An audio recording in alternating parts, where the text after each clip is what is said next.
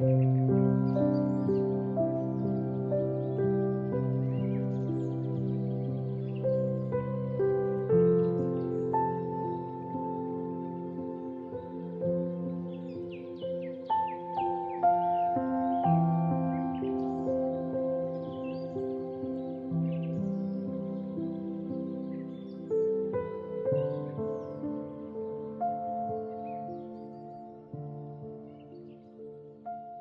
jours de prière, jour 3, jeudi 5 mai 2022. Réveil et réforme, une expérience mixte. Voici, je me tiens à la porte et je frappe. Quelqu'un entend ma voix et ouvre la porte, j'entrerai chez lui, je mangerai avec lui et lui avec moi. Apocalypse 3, verset 20. Un réveil et une réforme doivent avoir lieu sous le ministère du Saint-Esprit. Le réveil et la réforme sont deux choses différentes. Le réveil signifie un renouvellement de la vie spirituelle, une accélération des pouvoirs de l'esprit et du cœur, une résurrection de la mort spirituelle. La réforme signifie une réorganisation, un changement dans les idées et les théories, les habitudes et les pratiques. La réforme ne produira pas de bons fruits de justice si elle n'est pas liée au réveil de l'esprit. Le réveil et la réforme doivent faire le travail qui leur est assigné et en faisant ce travail, ils doivent se fondre. Et voilà aujourd'hui notre problème. Nous restons souvent au stade du réveil. Oui,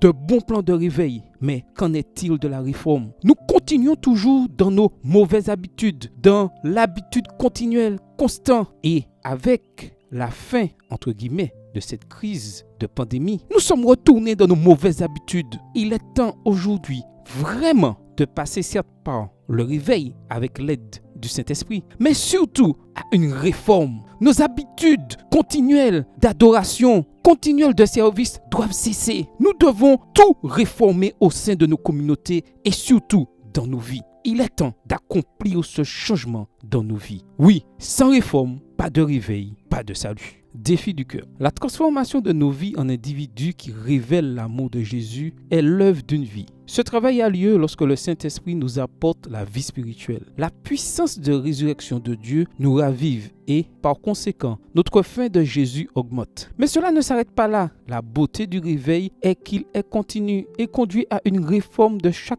aspect de notre vie, de chaque pensée et de chaque comportement. Désirez-vous parfois plus de réveil que la réforme? Avez-vous peur que si vous abandonnez une croyance, un schéma de pensée, une indulgence ou un comportement, cela vous enlève le plaisir de la vie? Que cela rendrait votre vie moins excitante? Rappelez-vous, le même Dieu que vous connaissez comme le Père qui pardonne, aime, bon et gracieux, ce même Dieu désire également apporter une véritable réforme dans votre vie. Ferez-vous confiance à sa volonté parfaite aujourd'hui? Inviterez-vous Jésus non seulement à la porte de votre cœur, mais à entrer, à se sentir chez lui, à passer du temps de qualité avec vous, à vous aider à réorganiser votre vie et désencombrer votre cœur et réparer ce qui est brisé et à nettoyer la saleté, la poussière et la crasse que le péché a créé? Oui, il est temps aujourd'hui de passer à la réforme. Requête de prière. Prions pour que Dieu nous donne un cœur prêt à vivre dans une obéissance totale à sa volonté. Prions pour la victoire sur ces péchés spécifiques avec lesquels nous luttons encore.